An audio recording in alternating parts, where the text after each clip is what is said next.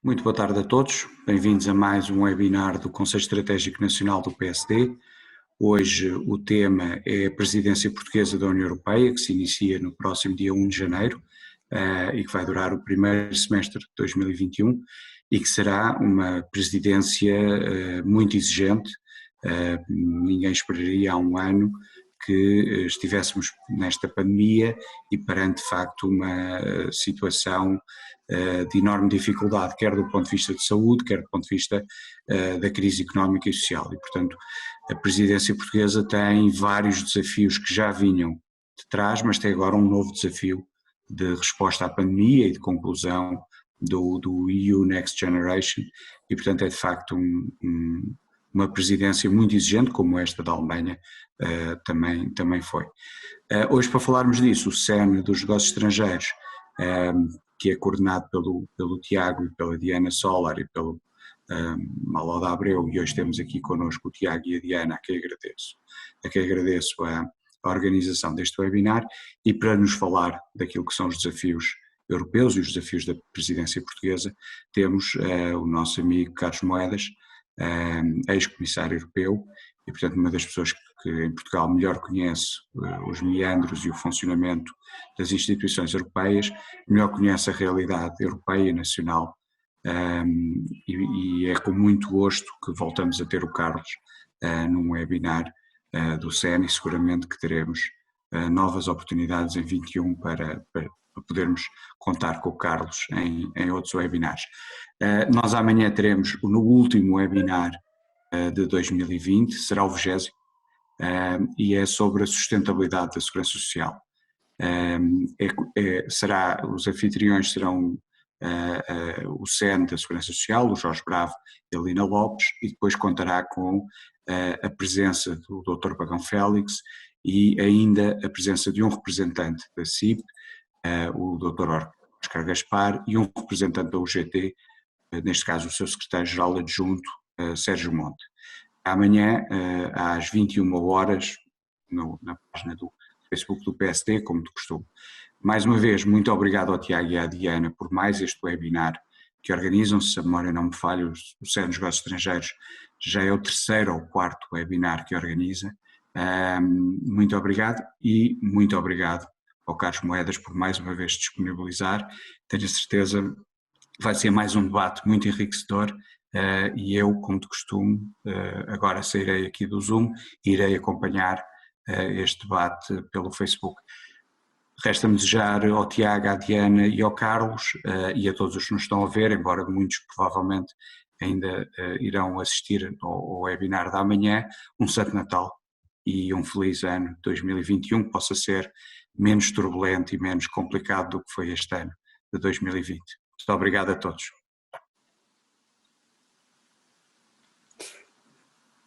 Boa noite, boa tarde a todos. Cumprimentar a Diana Soler, o Carlos Moedas, o Joaquim Sarmento e todos os que nos seguem pelo Facebook. O tema de hoje, como disse o Joaquim, é bastante atual e bastante importante. Hoje em dia já ninguém tem dúvidas de que os problemas nacionais não se resolvem estritamente país a país, que cada vez mais as soluções europeias são fundamentais para resolver os problemas de todos nós. A pandemia veio tornar isso ainda mais evidente. E, de facto, quando nós olhamos para a agenda portuguesa da presidência do Conselho da União Europeia, vemos bem o nível de importância e de exigência que vários dos assuntos colocam.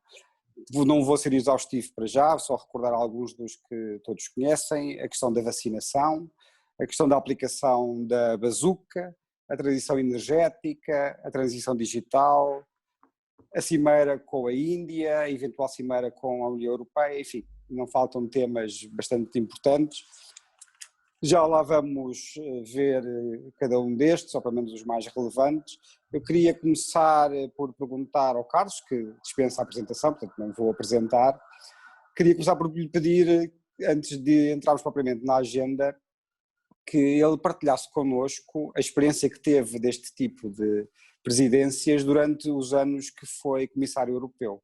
Viveu isto por dentro, e o que eu queria lhe pedir era que partilhasse um bocadinho a sua própria experiência pessoal dessas presidências da União Europeia. Então, muito boa noite, muito obrigado ao Tiago, à Diana, pelo convite e obviamente ao Joaquim Miranda Sarmento, que fez aqui uma boa introdução para falarmos sobre este momento único, histórico, que é uma presidência do Conselho. E talvez para responder ao Tiago, começar por falar da minha experiência. Durante 5 anos vivi basicamente 11 presidências. Cada presidência são 6 meses. Eu comecei no final de 2014 com a presidência italiana e depois em cada ano tínhamos sempre 2 presidências. E no fundo estas presidências de 6 meses têm um problema fundamental, é que 6 meses é muito pouco tempo. E basicamente os ministros do país, quando começam, ao fim desses 6 meses é quando eles já estão realmente com as mãos no volante e começam a perceber como é que funciona a máquina, mas o que acontece é que nessa altura acaba realmente aquilo que estão a fazer e passa para a nova presidência. E o comissário é no fundo o único garante daquela estabilidade. Porque estas presidências, que mudaram muito entre aquilo que era o antes do Tratado de Lisboa de 2007 e o depois do Tratado, passam a ser apenas estas grandes reuniões em que cada ministro representa a sua pasta e o comissário representa o bem comum da União. E o que acontece é que aquilo que eu senti como comissário é que eu tinha sempre uma vantagem competitiva muito grande, porque todos os 6 meses rodava para outro país e eu nunca rodava. E portanto, só para terem uma ideia da coreografia, a coreografia é uma sala com os 28, agora 27, em que o comissário está numa extremidade e o país que tem a presidência, com o ministro da pasta, está na outra extremidade. Esse ministro que tem uma vida do dia-a-dia e que só naquele dia é que está naquela reunião daquele formato do Conselho. Portanto, o comissário tem realmente um poder enorme durante as presidências, porque é ele que sabe os temas que se trataram na presidência anterior, a estratégia, a visão. Mas obviamente que os países não gostam disso e querem sempre mostrar o poder da própria presidência. E muitas vezes, só aqui uma anedota, quase que se torna ridículo, sobretudo quando estamos fora da Europa.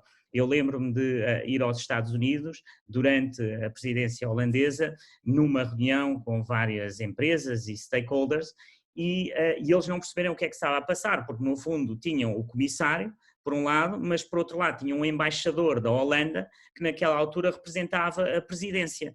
Só que é muito difícil ou quase impossível explicar isto. Bom, dentro da Europa já é difícil, fora da Europa é quase impossível.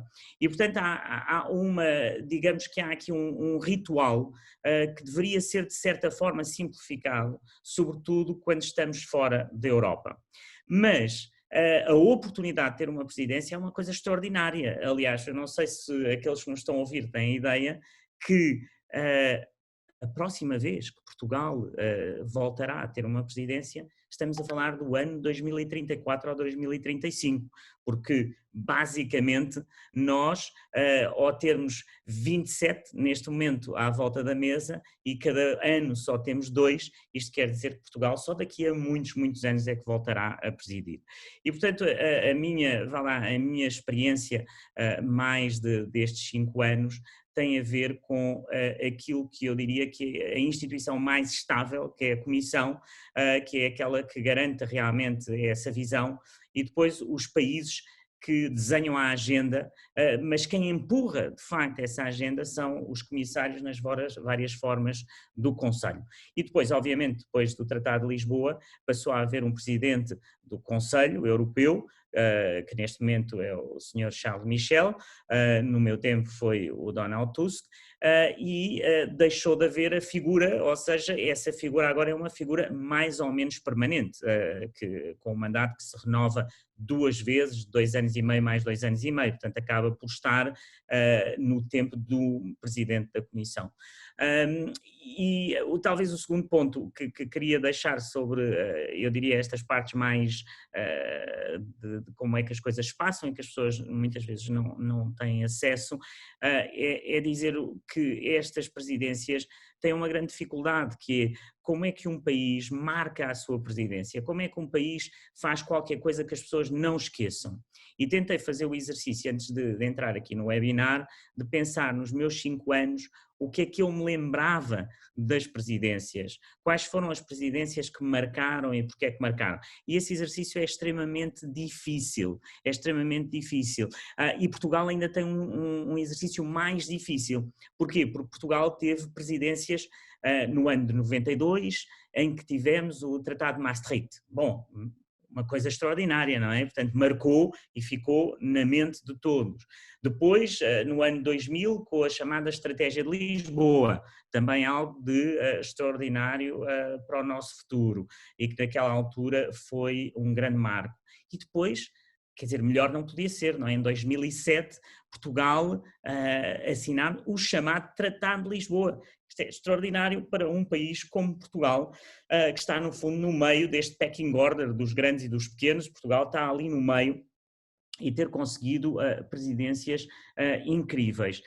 Neste momento, vejo com alguma expectativa como é que nós vamos conseguir encontrar ou marcar esta presidência. Temos aqui várias coisas, podemos falar agora nas próximas questões, mas não vejo como óbvio, ou seja, não há um tema óbvio, como foi o caso de 92, 2000 ou 2007. E isso vai marcar ou não a capacidade das pessoas se relembrarem de uma presidência portuguesa.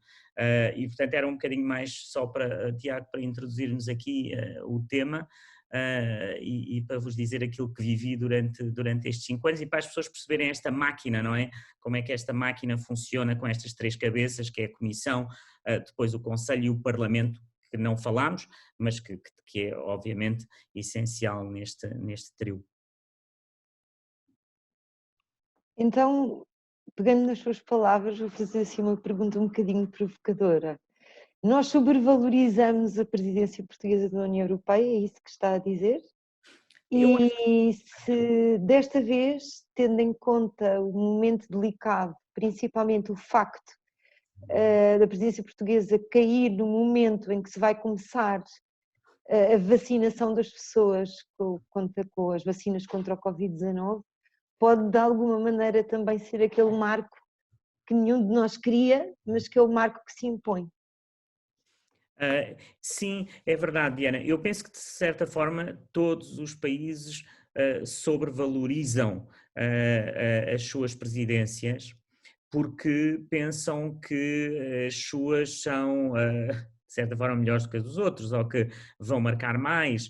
E depois dão-se conta que os 6 meses passam muito, muito, muito depressa e que se não tiverem preparado bem tudo antes, terão uma dificuldade enorme.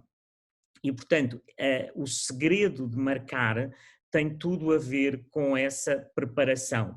E aqui, no fundo, se eu fosse, ou se estivesse no governo português, pensava em 3 caixinhas. Temos, por um lado, a primeira, que a Diana definiu bem, que é das emergências e das urgências, que temos 2, a pandemia por um lado e o Brexit por outro, e isso é a primeira caixa em que Portugal pode marcar ou não fazer a diferença. Depois temos uma caixa que eu diria que é não sei como é que eu lhe poderia chamar, que é um bocadinho a caixa das máquinas, ou seja, nós vamos ter o orçamento plurianual, o MFF, e vamos ter o Next Generation EU, portanto 1,8 trilhões, neste caso a americana 10 elevado a 12 zeros, em que nós vamos ter que fazer o nitty-gritty dos regulamentos, ou seja, o trabalho desta presidência em termos das coisas mais, eu diria aqui, vou utilizar entre aspas, mais chatas, mas que têm que ser feitas, é enorme, porque foi tudo decidido, os chefes de governo decidiram, foi tudo aprovado, mas agora é preciso o detalhe de todos estes regulamentos e isso vai ser aprovado. Mas depois, para ter uma marca futura, precisamos aqui de uma visão mais estratégica a longo prazo, em termos ou de geopolítica, da posição de Portugal no mundo, que eu penso que o Governo tem na sua agenda, ou então em temas que são queridos aos grandes países, o caso aqui de França, como é o caso da autonomia estratégica, que é importantíssimo. E, portanto, teremos que ver entre estas três caixas o urgente, aquilo que é o nitty-gritty ou os detalhes da mecânica europeia, ou a estratégia ou global, ou a estratégia da Europa como tal, para ver em que é que vamos marcar. E isso vai depender muito do peso de cada ministro, do peso do próprio primeiro-ministro e da ajuda que França e Alemanha, e isso, sejamos claros, não vale a pena estar com... Há países muito grandes e esses países muito grandes pesam muito. E, portanto, nós conseguimos ter aqui esses aliados para fazer andar a máquina. Eu escolheria este ponto sobre a autonomia estratégica, que me parece que tem um apoio brutal dos franceses, que querem avançar com esta agenda e também não tem uma resistência dos alemães e, portanto, podemos avançar com essa agenda. Mas há outros pontos interessantes. Esse é um aspecto interessante. Como é que, há várias concepções diferentes sobre a autonomia estratégica. Como é que tu vês essa autonomia estratégica? Eu penso que aqui o conceito, primeiro vamos ao histórico do conceito. O conceito da autonomia estratégica vem do primeiro discurso do Macron na Sorbonne, que foi um discurso, para mim, dos melhores discursos sobre a Europa, aliás, de um chefe de Estado, um dos poucos chefes de Estado que tem um pensamento estruturado e profundo sobre a Europa. E vem de uma ideia que ele dá, que é a ideia da soberania europeia. Okay? Mas quando ele lança o debate com o termo soberania europeia, isso causou muitas ondas de choque. O termo soberania é um termo complexo.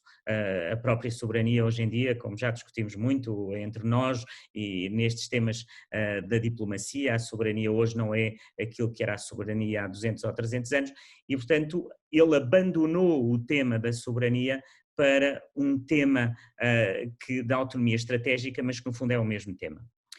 O que é que este tema é hoje para mim? Este tema tem a ver com como é que nós conseguimos civilizar a globalização. E a autonomia estratégica é um bocadinho ser assertivo em termos de política externa comercial, sem ser naif. É dizer, nós não somos protecionistas, mas não somos naif. Portanto, aqueles que querem jogar o nosso jogo têm que jogar pelas nossas regras. E essa autonomia estratégica já se viu, por exemplo, nos acordos comerciais da Europa, em que a Europa utiliza essa autonomia estratégica dizendo quem quer assinar connosco tem que respeitar, por exemplo, o Acordo de Paris. E foi assim que nós, de certa forma, agarramos no acordo com o Mercosul o Brasil. E, portanto, eu diria que, como é que eu definiria numa palavra, é a Europa não ter uma atitude naif em relação ao trading comercial e aos acordos comerciais, porque essa atitude naif criou problemas políticos graves, criou o facto de um parlamento na Valónia ter parado um acordo comercial com o Canadá, porque ao deixarmos, ou darmos realmente a sensação que os acordos comerciais eram feitos sem ter em conta a nossa autonomia estratégica, nós não poderíamos conseguir que respeitassem as nossas regras e, portanto, estaríamos sempre a perder. Portanto, eu acho que isso é um dos pontos em relação à autonomia estratégica. O outro tem a ver com o desenvolvimento que nós necessitamos hoje em relação à estratégia para a tecnologia, seja ela o 5G, seja ela a inteligência artificial ou seja ela a física quântica com os computadores quânticos. Estes três pontos que vão definir o nosso futuro, a Europa tem que conseguir estar nessa liderança. E, portanto, a autonomia estratégica acaba por ser um conceito bastante económico, mais do que talvez geoestratégico, mas que vem um bocadinho deste push dos franceses e da ideia do Macron. E tendo sido comissário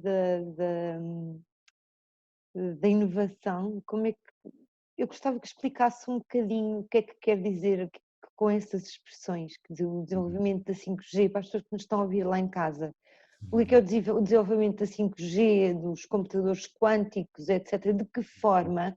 Nós estamos sempre a ouvir falar de que a transição económica tem que ser uma transição verde e que a nova geração tem que ser uma geração digitalizada, robotizada, automatizada.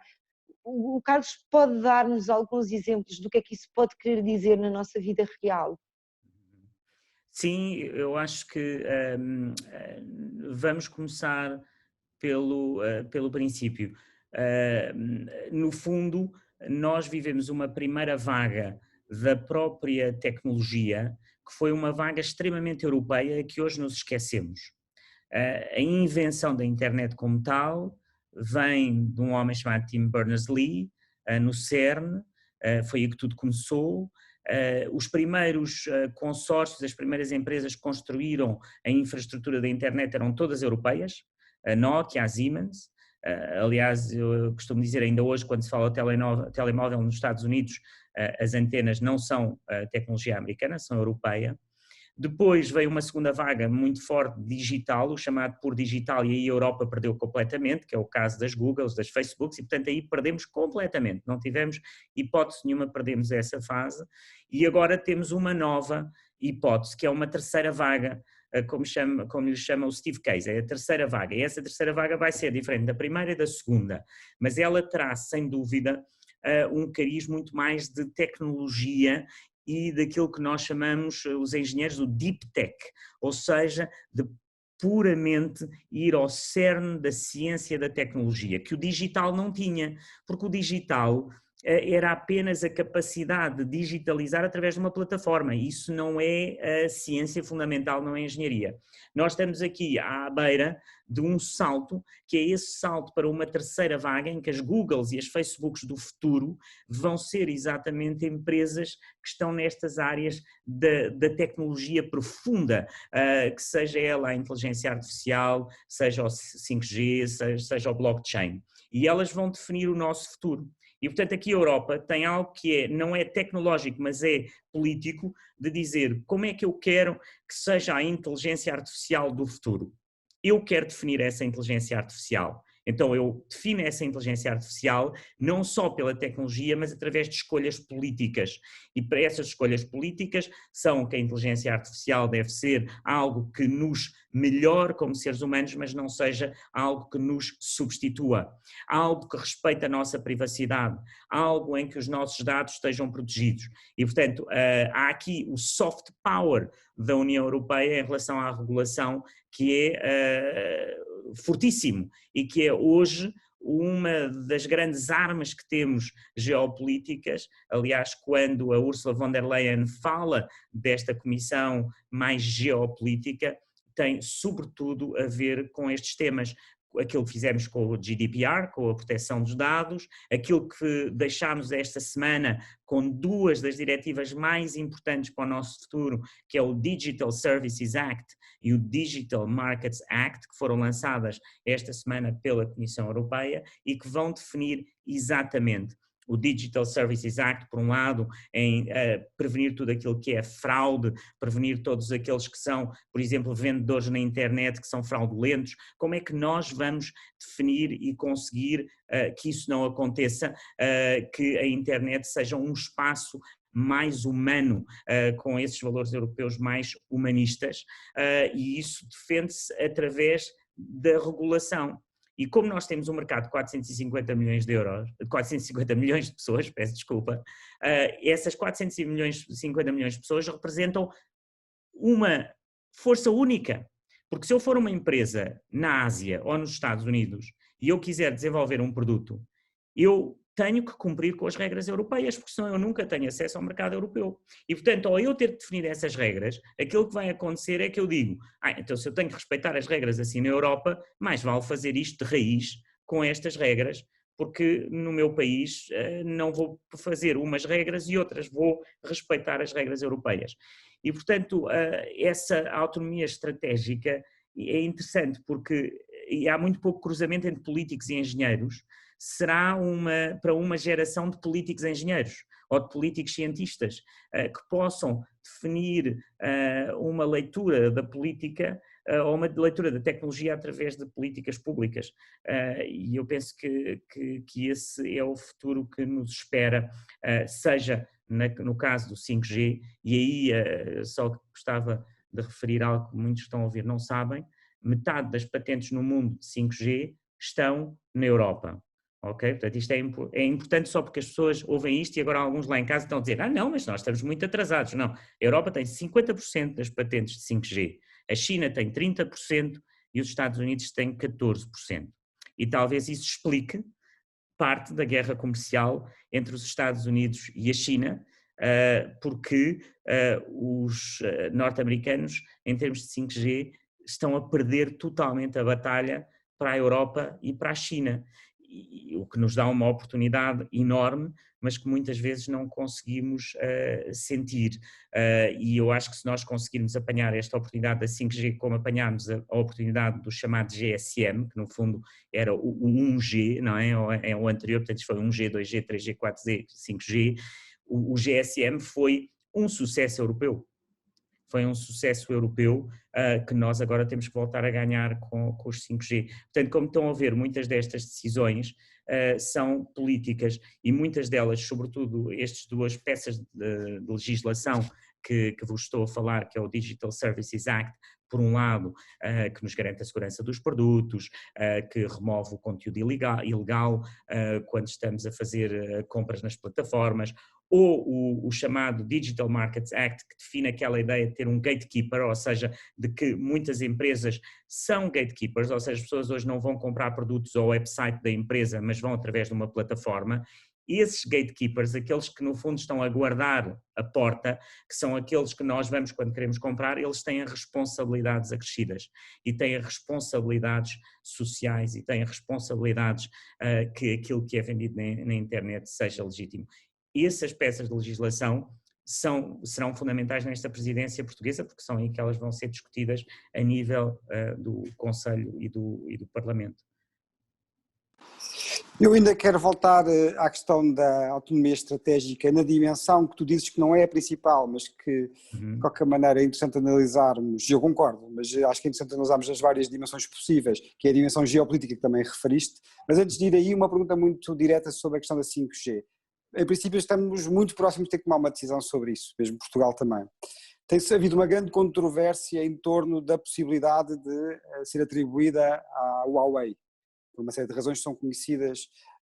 E o que eu te quero perguntar é, se tu tivesses que decidir neste assunto, como é que tu decidirias e quais é que seriam, digamos assim, os princípios orientadores dessa decisão? A minha decisão seria que teríamos que investir brutalmente nos próximos 5 anos em ter uma solução europeia. E essa solução europeia não é a Huawei de um lado, nem uma solução americana. Aliás, a solução americana não existe.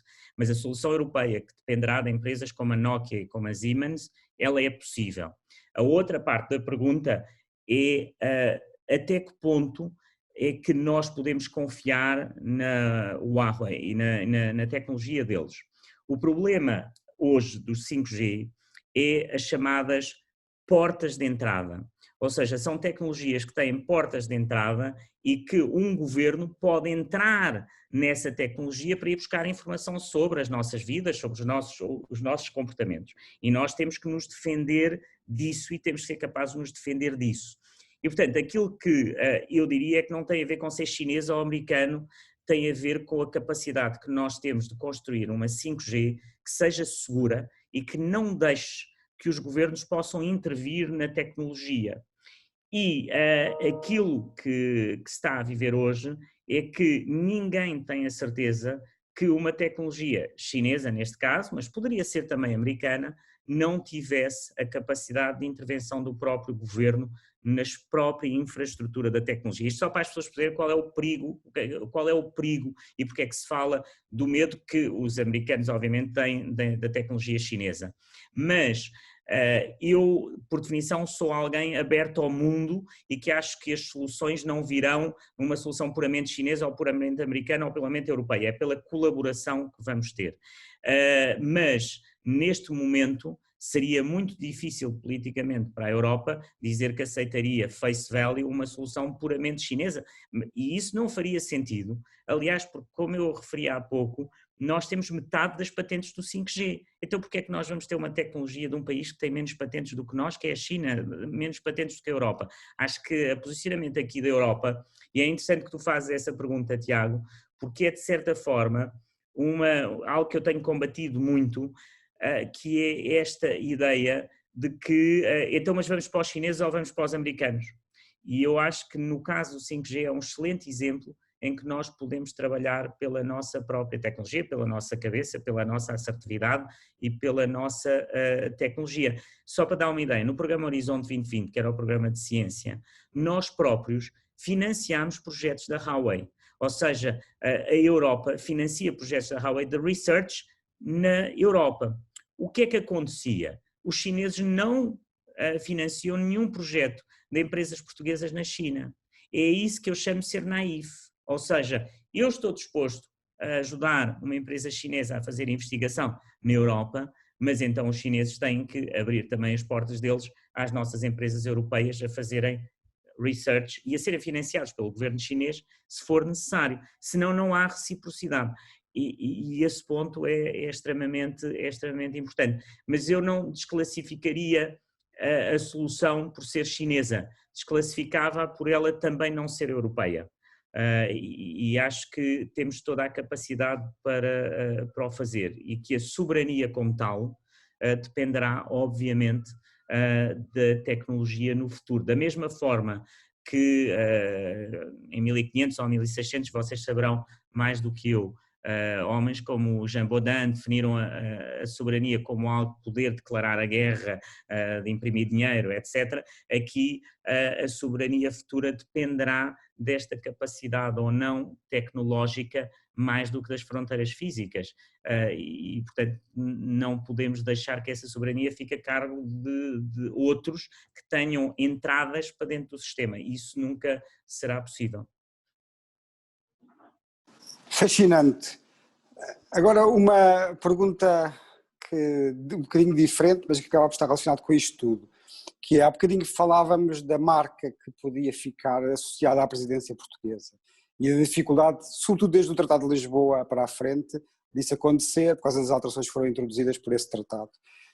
Verdade, nós ficámos associados na primeira presidência ao Tratado de Maastricht, depois à Agenda de Lisboa, depois ao Tratado de Lisboa, o célebre Porreiro Pá, e agora eu tenho andado a pensar um pouco e o que eu vejo como marca que poderá ficar para o futuro tem muito a ver com uma espécie quase de acaso do momento, que tem a ver com do destino, tem a ver com a circunstância da nossa presidência começar praticamente em simultâneo, com uma diferença de 20 dias, com a nova administração Joe Biden.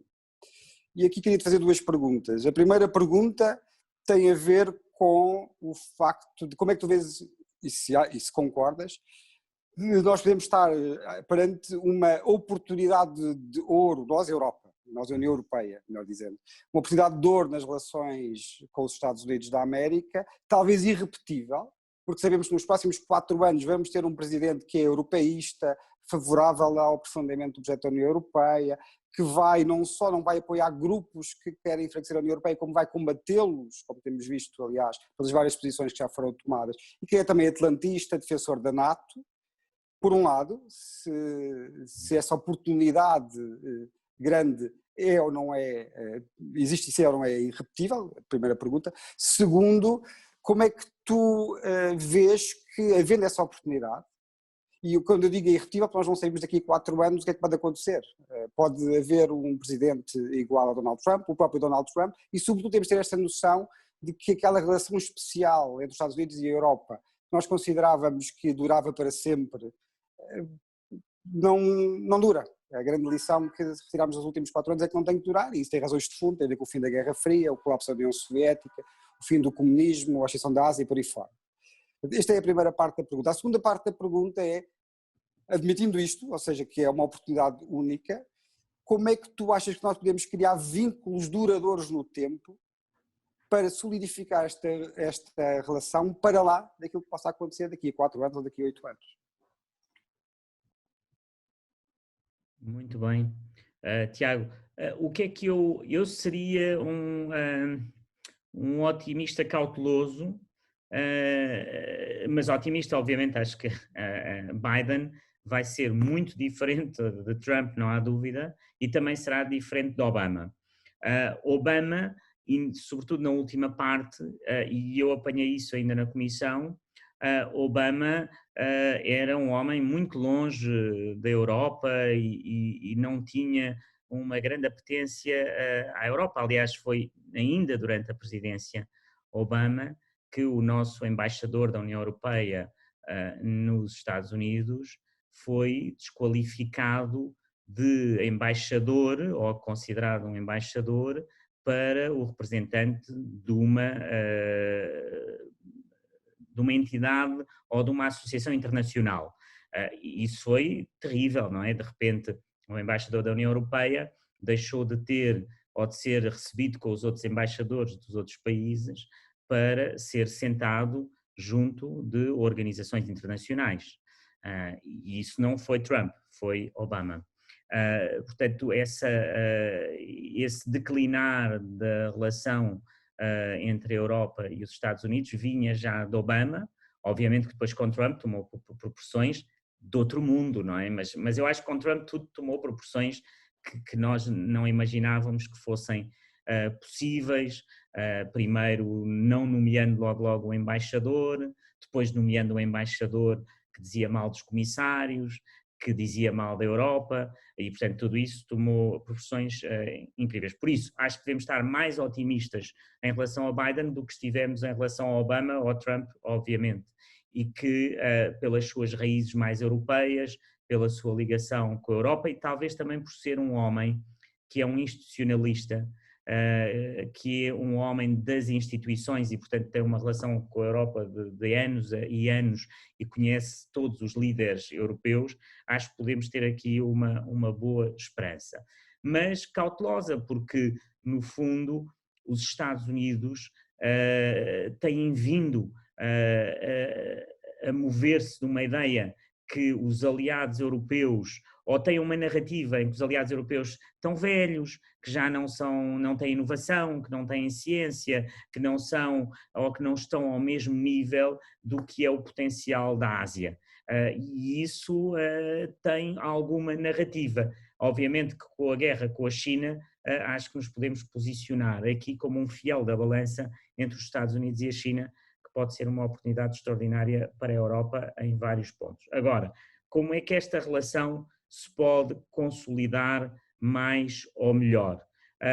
Eu penso que as ciências e a inovação são as grandes âncoras da relação entre a União Europeia e os Estados Unidos. Aliás, aquilo que se viu durante a pandemia foi que a colaboração científica entre os Estados Unidos e a Europa estava a um nível que era, no fundo, era uma entidade em que, se forem aos papers, como sabem, no princípio de janeiro não havia nenhum paper sobre o Covid, em março estávamos a duplicar, cada semana duplicávamos o número de papers e, portanto, hoje estamos a 5.000 ou 6.000 papers sobre o Covid. A maior parte desses papers são coautores americanos e europeus. E isso eu acho que mostra esses valores comuns, essa ciência comum que nós temos com os Estados Unidos. E eu acho que aí temos uma via extraordinária, que é a via da inovação e da ciência e de reforçar não só ao nível das universidades, mas também das empresas. No fundo, hoje, quando temos um portfólio de ações, de obrigações empresariais, eles estão investidos a 2/3 nos Estados Unidos e 1/3 na Europa e depois muito menos, ou eu diria quase marginal, noutras partes do mundo. E é esse desequilíbrio que eu acho que nós, através de uma estratégia unificada do futuro daquilo que são as empresas, do futuro que vai ser todas estas áreas do 5G, do quântico, da inteligência artificial, podemos ganhar terreno através de uma colaboração com os Estados Unidos. Portanto, talvez por estar biased mais para este lado, penso que essa criação de vínculos tem que vir de áreas em que os Estados Unidos encontrem valor na Europa. E os Estados Unidos encontram valor na Europa na área da ciência e da inovação, por todas as razões e mais alguma. Aliás, os países mais inovadores do mundo, se formos ao ranking, não são os Estados Unidos, só que a Europa é fragmentada, mas é desde a Suíça, a Dinamarca, que foi da Suíça obviamente fora da União Europeia, mas dentro da Europa, a Dinamarca, a Suécia, a Finlândia, e é aí que muitas das empresas nascem, que depois são transferidas, compradas por gigantes americanos. Portanto, o grande, eu diria que o recreio das startups americanas, onde eles vêm comprar o talento, onde vêm comprar empresas, é exatamente na Europa. E a Europa tem-se deixado levar por isso, e penso que aí temos que encontrar um caminho diferente, mas sempre na colaboração entre os Estados Unidos e a Europa. Eu vejo que tem aí uma afinidade com o presidente francês e com a visão do presidente francês para a União Europeia. Como é que vê a posição da Europa como fiel da balança entre os Estados Unidos e a China? A Europa tem força, tem poder suficiente para fazer uma coisa dessas? A Europa tem, o maior poder da Europa hoje é realmente o poder regulatório e durante muitos anos, eu vivi isso durante 5 anos, é a pessoa muitas vezes pensar que a Europa tem poder, não tem poder a nível militar, não tem outros poderes devido à fragmentação, mas tem realmente um poder regulatório enorme e é o poder que mais chateia aos Estados Unidos, porque é o poder que mais chateia as suas empresas.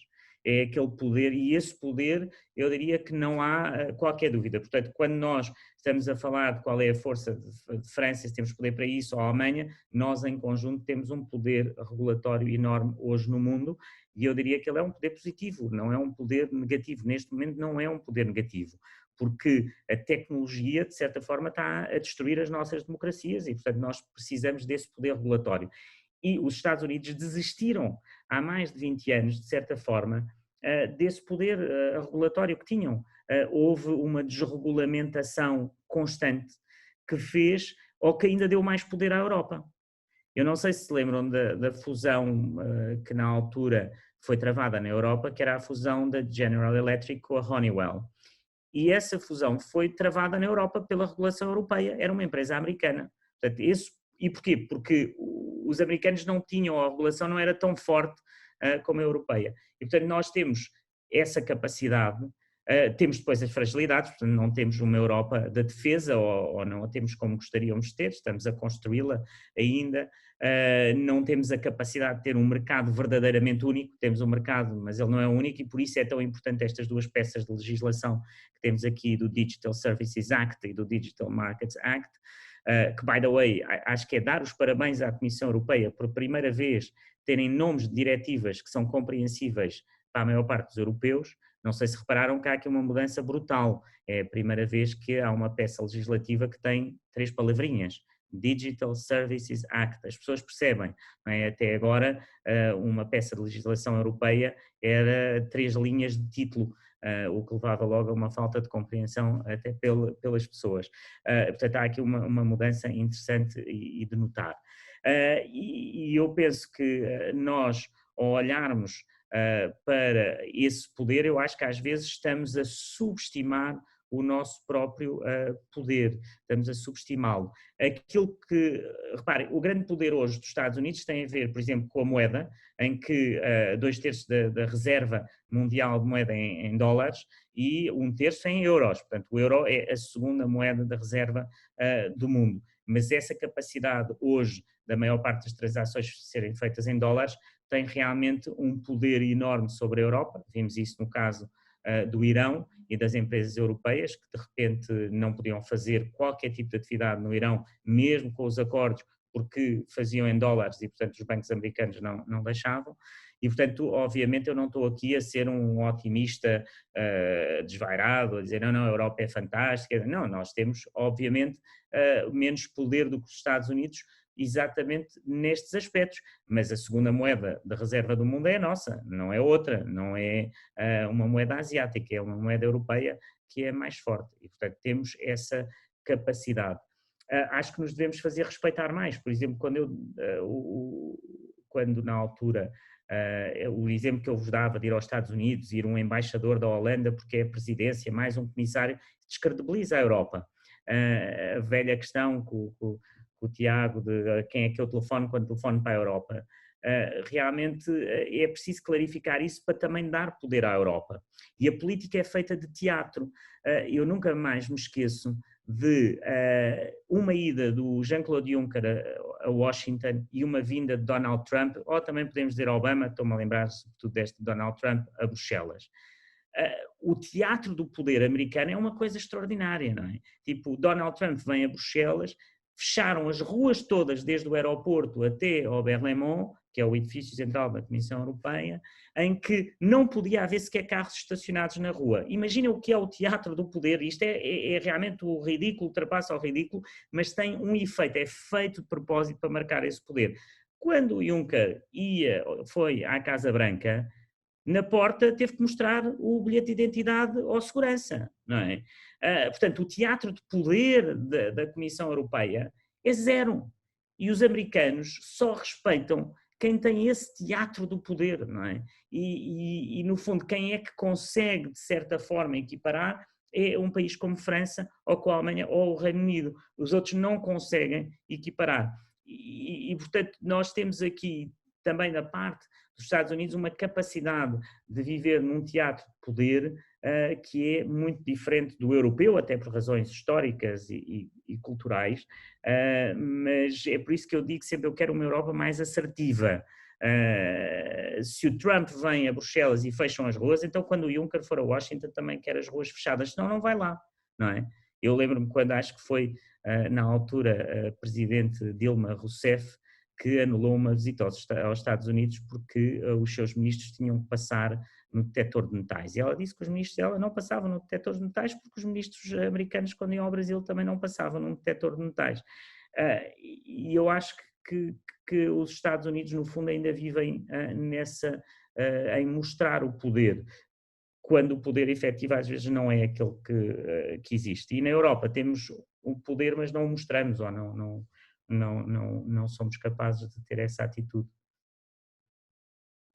Muito interessante, nós estamos a cerca de 10 minutos do fim, ainda havia aqui várias questões. Eu queria talvez fazendo aqui uma escolha, porque se tivermos tempo iremos, não queria deixar de falar sobre a Cimeira União Europeia-Índia, que vai ser um momento alto da presidência portuguesa, a eventual Cimeira com a União Africana, mas se calhar temos de falar muito internacional, vou deixar agora essa parte para o fim se tivermos tempo. Eu queria pegar aqui numa coisa que é, talvez, diga mais respeito a quem nos segue, porque tem muito a ver com o dia-a-dia das pessoas. Todos percebemos, não é preciso ser economista para perceber que o próximo ano vai ser muito difícil do ponto de vista económico e do ponto de vista social, pelo menos uma boa parte do ano que vem. Nós temos, não uma bazuca, mas uma espécie de mega bazuca, porque temos a bazuca, que é o plano de recuperação e resiliência, mais o orçamento da União Europeia, mais as políticas do Banco Central Europeu, que são menos faladas no dia-a-dia, dos especialistas sim, mas no dia-a-dia e que são absolutamente essenciais, como vemos quando olhamos para os juros da dívida portuguesa.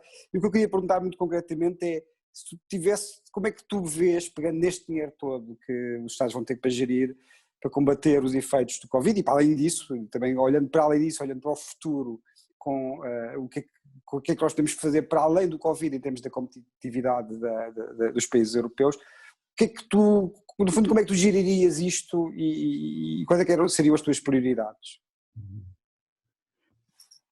Eu acho que essa é a grande questão para os próximos 10 anos na União Europeia vai ser exatamente essa, Tiago, que é, ou pelo menos a questão económica, que é onde é que nós vamos aplicar, quais as escolhas que vamos fazer e como é que essas escolhas podem aumentar a capacidade e o poder da Europa em relação aos outros. E, obviamente, temos escolhas óbvias, a transição verde, a transição digital, são escolhas óbvias, mas eu diria que o diabo está sempre no detalhe, ou seja, o que é que isso quer dizer? O que é que a transição verde é dar ou investir em empresas que criam rendas nesse setor ou em empresas que vão criar valor? Obviamente é nessas empresas que vão criar valor. E o Estado, por definição, é muito mau a escolher empresas, por definição, seja em Portugal ou noutro país, não é? E, portanto, como é que nós vamos criar estruturas para podermos canalizar esse dinheiro, seja na transição digital ou na transição verde, em empresas que estejam ali para criar valor e não para, no fundo, se sustentarem dos dinheiros públicos. Esse é o grande problema. Eu acho que tivemos no passado um problema que era dizer nas infraestruturas aquelas que fizemos e que afinal eram excessivas ou que não olhámos para se estamos a fazer ou mais nas autoestradas, nas parcerias público-privadas, etc., para um momento em que temos que saber como é que vamos criar uma estrutura em que vamos apostar naquelas que serão as empresas do futuro. Obviamente que eu tenho as minhas ideias pessoais, sobretudo na área da tecnologia, onde é que iria investir, fosse no computador quântico, fosse naquilo que é a inteligência artificial. Aliás, tenho dito e repetia aqui porque acho que é algo que foi pouco falado. Portugal tem as condições totais para ter um hub de inteligência artificial e essa capacidade é simples, não é preciso fazer uma grande análise.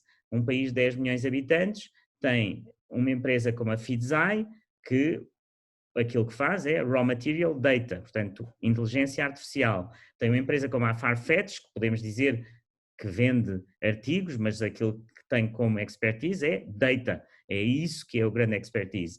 Temos uma empresa como a Venian, cuja a ideia é a internet das coisas móveis, que são os dados que hoje está em todo o mundo. A Define Crowd, com a Daniela Braga, que é uma empresa que está nos Estados Unidos, mas criada por uma portuguesa. Portanto, num país, e não falei da Talkdesk, com a Cristina Fonseca, portanto, reparem a quantidade de exemplos que nós temos de um país de 10 milhões de habitantes. Com o talento que temos nessa área, seria, cá está, um desperdício não investir na área da inteligência artificial em Portugal. E, portanto, ou seja, a minha resposta é que a questão de dizer quais as áreas, elas são óbvias, mas a pergunta não é quais é onde, exatamente, obviamente que na área da transição, tecnologia e verde, mas aonde exatamente? E eu acho que isso é essencial. Nós vamos ter sobretudo naquilo que vão ser as escolhas feitas no primeiro ano, porque no primeiro ano do fundo dos 750 mil milhões vai-se jogar a grande parte destes investimentos, em que vamos ter que ter máquinas a funcionar, saber exatamente para onde dirigir o dinheiro. E se não o fizermos, isso vai fazer a diferença entre a tal convergência que procuramos desde a nossa adesão. Ou seja, a nossa convergência vai depender exatamente da aposta nestes 750 mil milhões de euros e onde é que os vamos colocar. E eu espero que seja exatamente feito de uma maneira meritocrática, de uma maneira que seja feita através de uma escolha que não seja política, e isso vai depender dessa gestão. Portanto, estou só, no fundo, a pensar aqui quais são esses critérios, e esses critérios são simples, mas são difíceis de integrar muitas vezes na governação. Então, assim, a pergunta que se segue e que será a última é: acha que Portugal está preparado, não do ponto de vista do capital humano, estou absolutamente de acordo consigo, Portugal tem um capital humano e bem preparado, absolutamente extraordinário, mas Portugal, enquanto país, governo, etc., está preparado para esse ano que aí vem, em que se vão ter que fazer escolhas estratégicas, das quais vão depender a nossa convergência com os restantes países europeus? Porque temos todos sofrido muito com a pandemia, mas também estamos todos assim, e vamos sofrer economicamente com os reveses que vêm da pandemia, mas também estamos todos a sentir que estamos perante uma oportunidade única, que se perdermos agora não sabemos quando é que se repete. E o que é que nós, cidadãos comuns, podemos fazer, enfim, para pressionar, para transformar alguma coisa neste novo ciclo que vamos começar agora?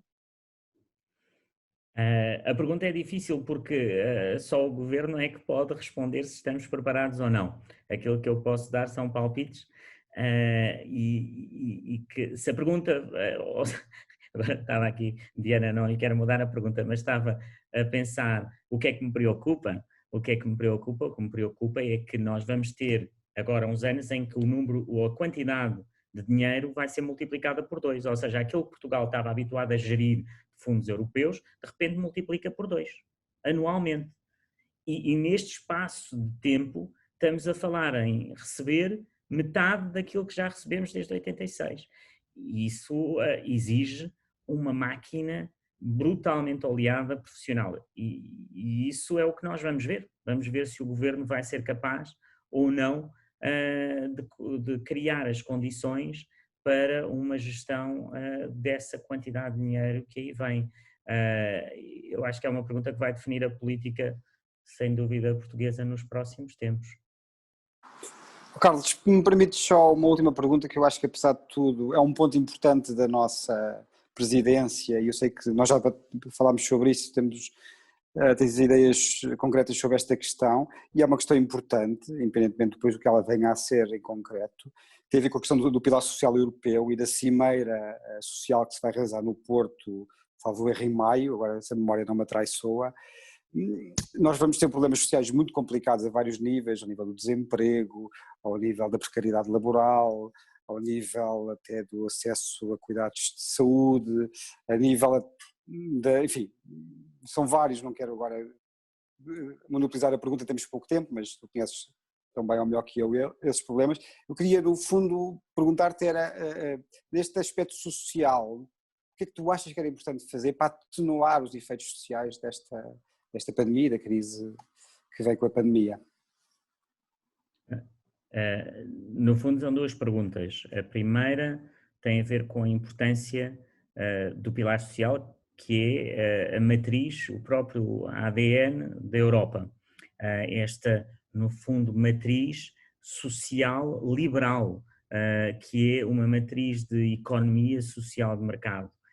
Agora, o ponto que eu sempre digo é que a Europa tem muito pouco poder na parte social.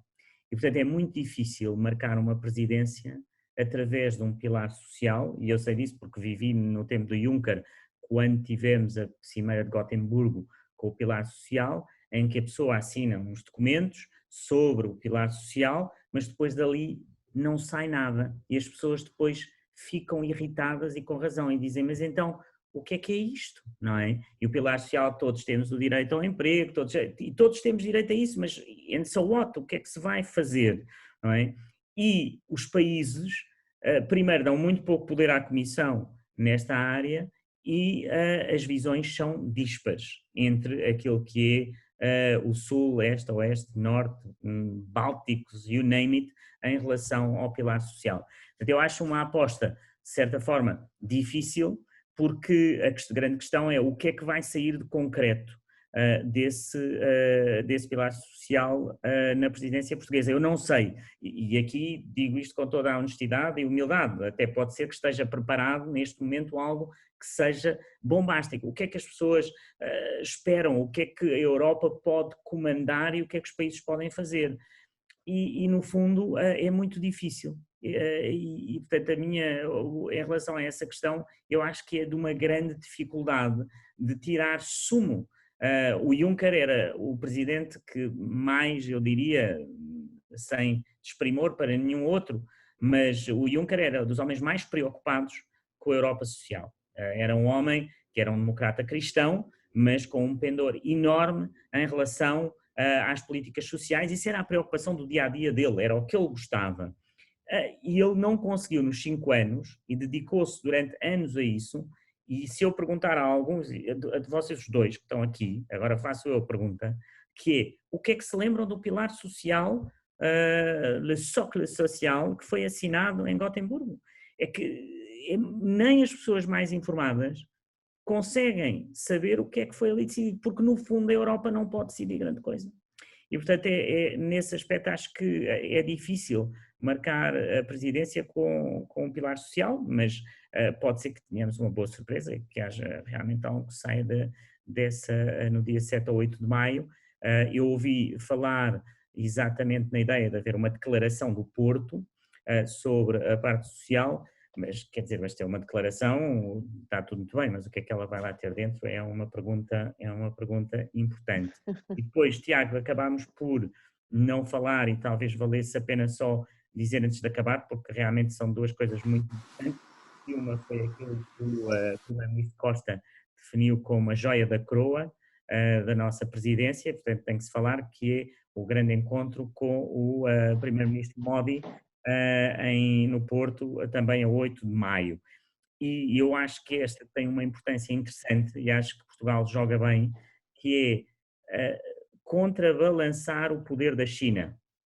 Ou seja, ao criar na nossa presidência este encontro com a Índia, a maneira como eu o vejo pessoalmente é dar poder à Índia em relação à China.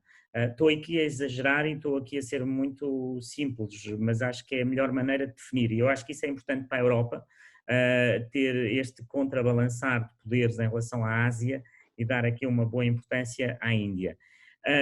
E depois, aquilo que vai ser também, mas não sabemos muito bem o que é que vai sair daí, em relação à África, que vai ser a assinatura, penso eu que será o primeiro acordo pós-Cotonou, que foi, se não me engano, no ano 2000, não é? E, portanto, que é com os países da África, Caraíbas e do Pacífico, que terá a sua importância, mas também dependerá do conteúdo, mas será marcante, porque no fundo, desde o ano 2000, com os tais famosos acordos de Cotonou, que não se tinha feito mais nada com os países da África, do Pacífico e das Caraíbas, portanto penso que também poderá ser um momento marcante da presidência. Portanto, como vos disse, acho que temos aqui realmente estes três momentos da urgência, com a pandemia e com o Brexit, que acabámos por não referir, mas que vai ser muito importante durante a presidência portuguesa. Depois os momentos mais, que eu diria, do nitty-gritty, e depois estes pontos mais geopolíticos com a Índia, com os países africanos, com a autonomia estratégica. Portanto, vai ser, sem dúvida, uma presidência muito rica em muitos temas. O problema é que em 6 meses são, a meu ver, de certa forma, temas a mais, mas no fundo é o que tem que ser. E depois preparar para o próximo trio que aí virá a seguir à Eslovénia. Eu gostava muito de agradecer esta nossa conversa sobre as expectativas que o Carlos tem para a presidência portuguesa da União Europeia. Percebemos que há 3 grandes eixos que se tem que prestar atenção. Esperemos que não aconteça como aconteceu no fundo na presidência alemã, que as emergências acabem por tomar toda a presidência. Quer dizer, por um lado, que nós estamos a fazer o nosso trabalho bem, e por outro, que o momento que nós estamos a passar agora está de alguma maneira a atenuar-se. Ficámos a saber que além da presidência portuguesa, Portugal, já sabíamos de alguma maneira, mas o Carlos reforçou muito bem, que Portugal tem 2 grandes responsabilidades, que é o investimento que vai fazer nos próximos anos, principalmente no próximo ano, e ficámos a saber das suas preferências relativamente ao tipo de investimento e da sua esperança no capital humano português, que eu também partilho. E ficámos a saber que o segundo grande desafio, que também já sabíamos de alguma maneira, mas relembramos, tem a ver com a forma como seremos ou não capazes de dirimir as desigualdades sociais que vão acontecer daqui para a frente, não só pelos efeitos da pandemia, mas pela transformação social que as novas tecnologias de que nós precisamos e que precisamos muito de implementar vão trazer. Eu gostava de acabar com uma nota positiva daquilo que foi dito, que é a Europa pode não ter um hard power como nós, ou alguém como eu, muitas vezes gostaria de ver, mas tem um poder regulador que acaba por ter uma importância muito grande nos mercados e dar à Europa muitas vezes mais poder e mais capacidade de transformação do que aquilo que nós imaginamos. E, portanto, gostava de terminar com esta nota, agradecendo a todos os que nos estiveram a ouvir e todos os que ainda nos vão ouvir, agradecendo muito ao Carlos Moedas este bocado que esteve connosco a partilhar a sua visão única de quem já esteve envolvido nas instituições de uma forma muito profunda, e desejar a todos um excelente Natal e que o próximo ano seja um ano em que vamos todos ver as nossas expectativas no futuro sorrir um bocadinho mais. Muito obrigada a todos, boa noite. Obrigado e um abraço. E boas festas.